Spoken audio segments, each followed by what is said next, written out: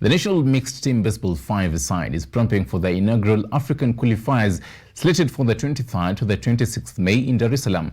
This being a new game in the country and even globally, the president of the Softball Kenya Federation, Francis Njero, believes that Kenya has all it takes to write history in the international scene. However, partnered efforts are needed to pump air into the new kid on the block. Over the years, traditional sporting disciplines have reinvented their way of playing due to a myriad of reasons. In rugby, for instance, the sevens-a-side was introduced in Scotland back in 1883 due to financial constraints. Currently, football fans are able to enjoy a five-a-side match, while basketball junkies get to have a feel of a brand new 3-on-3 game. The wave of reinvention also hit baseball and softball, and so the game of baseball 5 was born.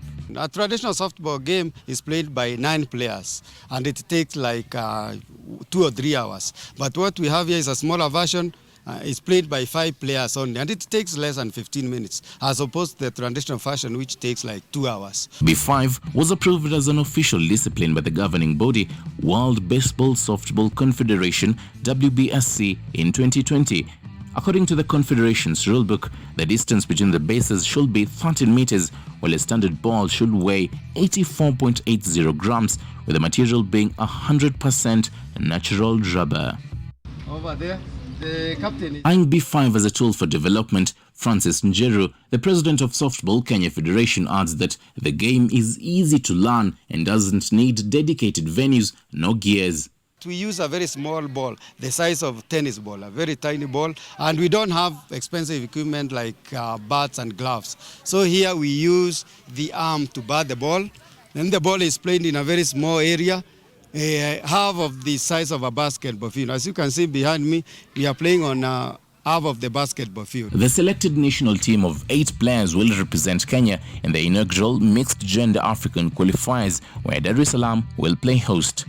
The teams which will qualify will book a slot to the World Cup, but the exact location and date is unknown. In Africa, we shall be selecting 2 teams to represent Africa in the World Championship.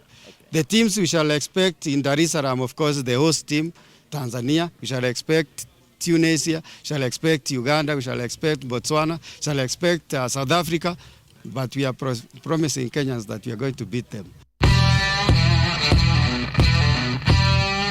My name is Sari Kilivo.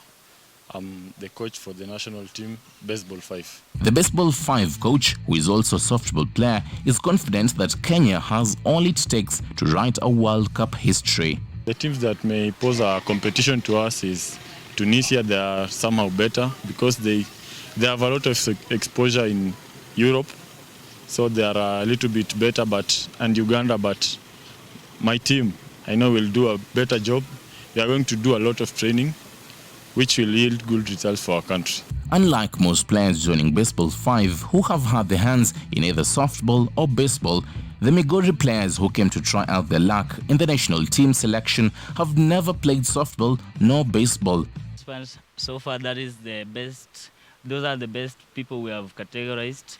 We want to welcome you for the more trainings that will be coming. Under the tutelage of Coach Joel Wangicho, the players will make a name for themselves. B5's mantra is, "You can play it everywhere," and Wangicho is optimistic that the game will mushroom fast across the country. We just pray that maybe with time it will be rolled out to the ministry and maybe most of the schools will take it up.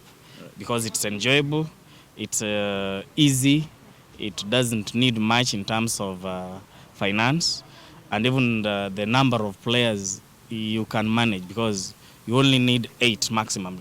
The government has gone miles in ensuring the 1/3 gender rule is the order of the day.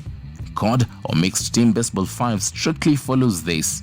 An elated Caroline Pendo has her eye on the Dakar 2026 Youth Olympic Games, where the discipline will feature. Unlike softball and baseball, Baseball 5 is something that you don't need much. It's just your agility, your hands, and it's immediate. It's just that simple. You don't need much. It's so simple, so clear. It's something that anyone can do. Again, anyone can play it. Just like the growth of a child, this game will require support from not only the government but also interested parties.